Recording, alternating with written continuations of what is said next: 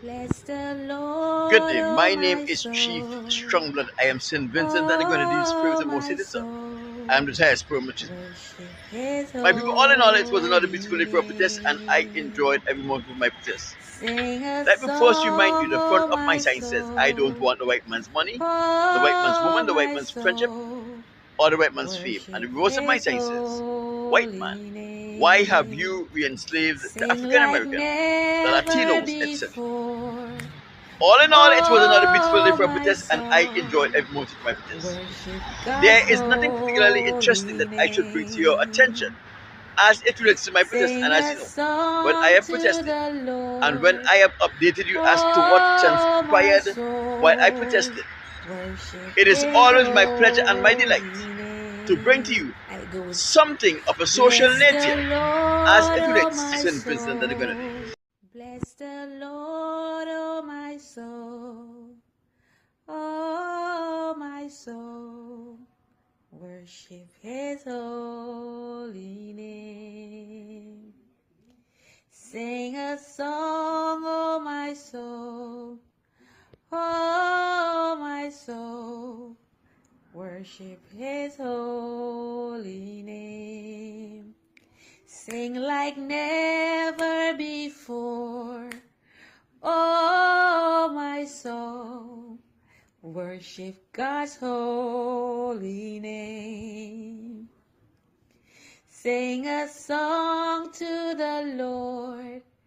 Oh, my soul, worship His holy name. 2001, Ralph Gonsalves, in his bid to become Prime Minister of St. Vincent and the Grenadines, made a declaration that he was going to make St. Vincent and the Grenadines ungovernable if he do not become the Prime Minister of our country.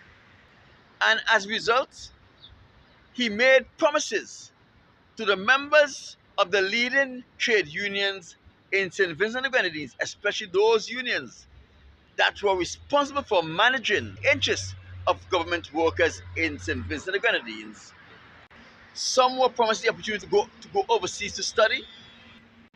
Some were promised to be elevated in promotion in their current employment, which were the government service, while others felt some obligation to changing the government of St. Vincent and the Grenadines. However, for whatever reason, they acted and caused their member to act against the present government. Ralph Gonsalves encouraged all of them into criminal activities in St. Vincent and the Grenadines. As he said, he was going to make St. Vincent and the Grenadines ungovernable. While Ralph Gonsalves stayed far away from the action, popping up here and there, giving the impression that he was in the middle of the protest action that he had encouraged law-abiding citizens to get involved in.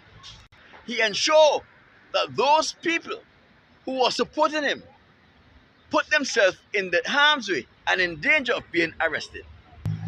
One of the people who suffered physical harm during that roadblock revolution, as it has come to know, was Sharman Bailey. Sharman Bailey and a group of NDP supporters were returning from a public meeting on the windward side of the island. On some part of their journey back to Kingston, members of the Unity Labour Party showered the truck that they were in with stone. One of the stones hit Sharman Bailey in her face. It rendered her unconscious, and she became in a state where she was in and out of consciousness. She was washing in blood, and the end result of that incident was Sharman Bailey lost one of her eyes. And even up to today, she is still having problem and pain with that eye that was damaged. This was the worst thing that came out of the roadblock revolution.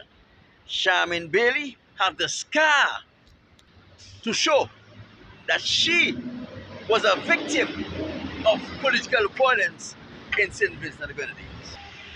On the evening of Sunday, the 9th of November 2001, A truck loaded with NDP supporters was traveling to Penistone in Vermont to a public meeting. And this truck was also rained down with stones.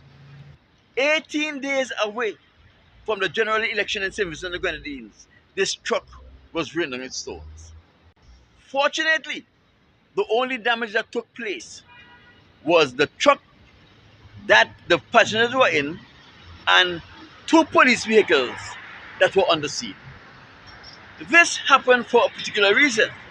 Now, the police cannot say that they did not know that Unity Labour Party supporters was involved in violence leading up to the general election in St. Vincent and the Grenadines.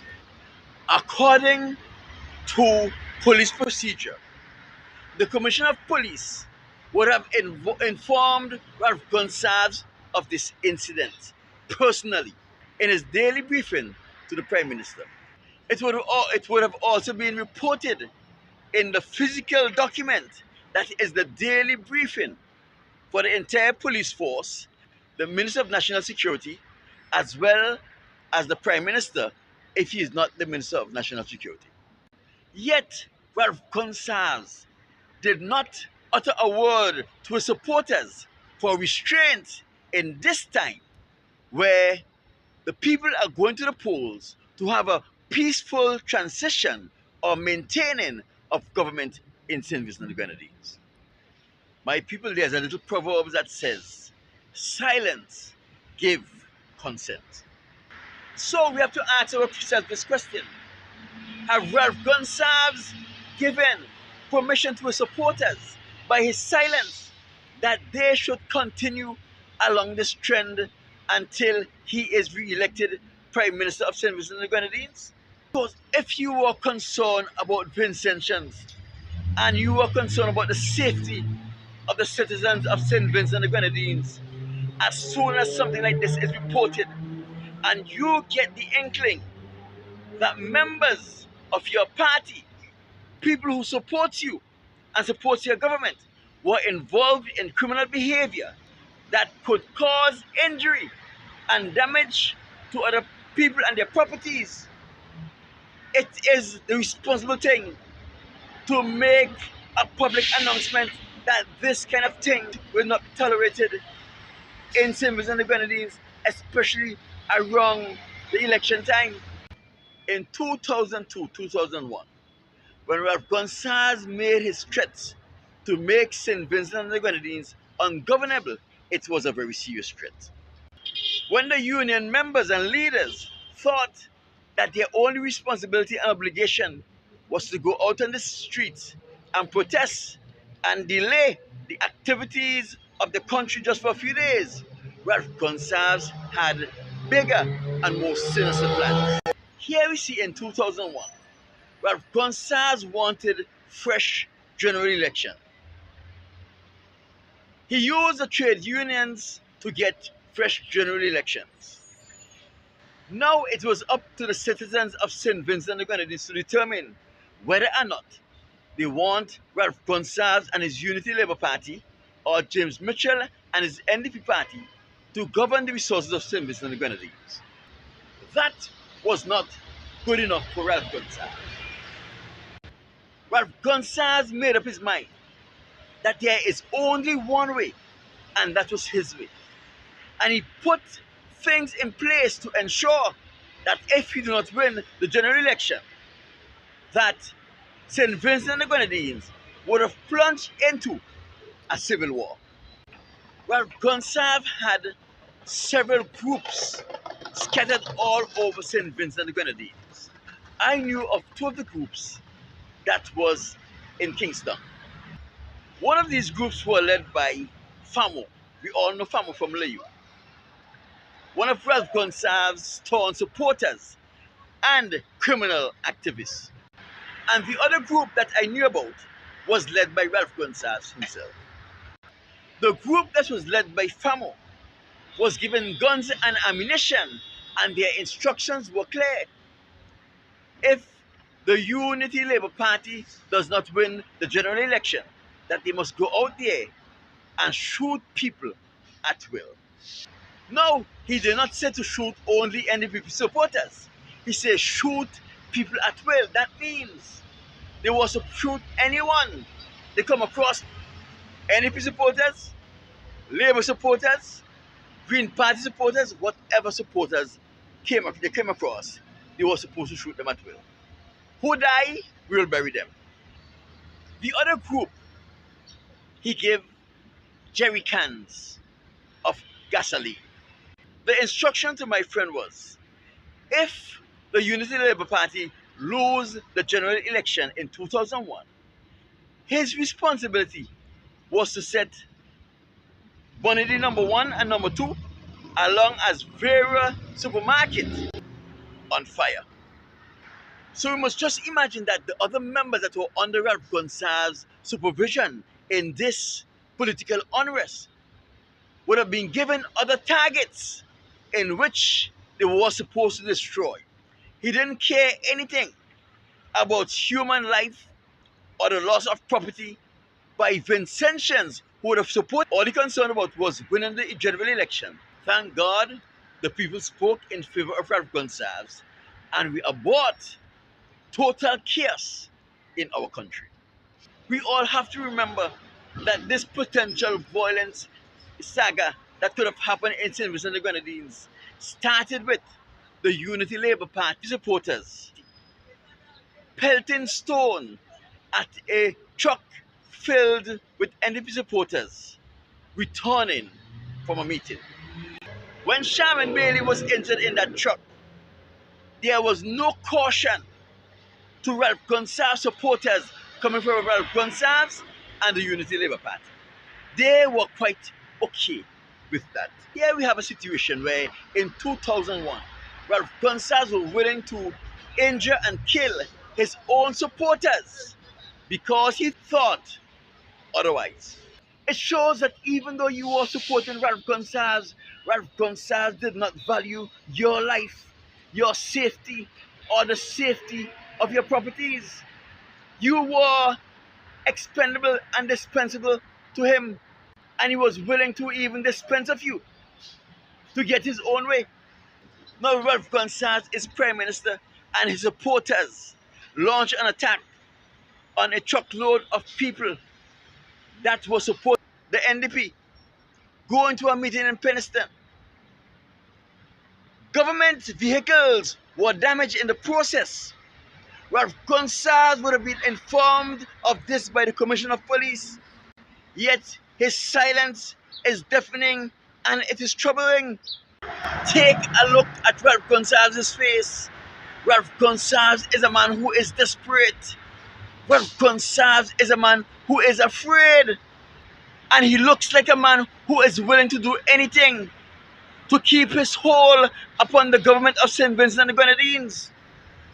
The man looks and is behaving like his life depends on he being Prime Minister of St. Vincent and the Grenadines, and he's willing to do anything and dispense of anyone in order to keep a hold on our country.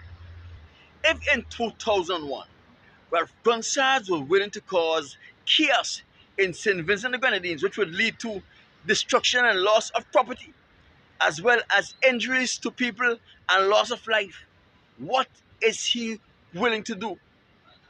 Now that he has tasted the pie for 25 years, what is he willing to do to keep a hold on his power over the resources of St. Vincent and the Grenadines? Let me tell you something, right? The senior ranks in the St. Vincent and the Grenadines police force have a list of names that are untouchable. And this is a list of criminal names that are untouchable. Could you remember, some years ago in Block 2000, someone was shot dead in the public in broad daylight.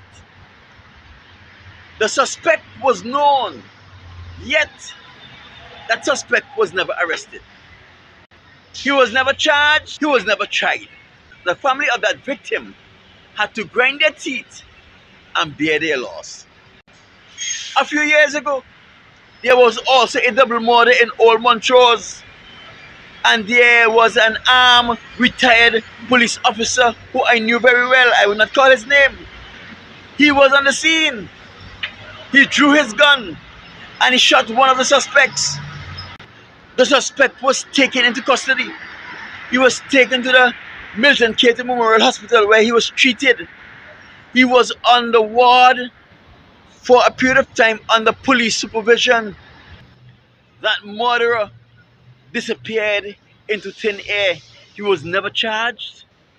He was never taken to court on arraignment. He was never tried.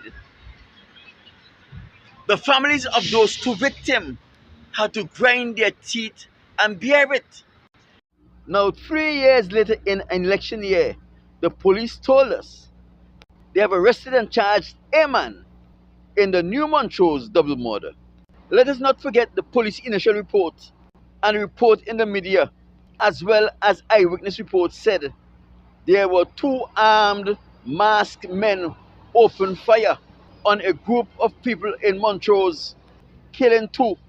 An ex-police officer was present who returned fire and injured one of the gunmen.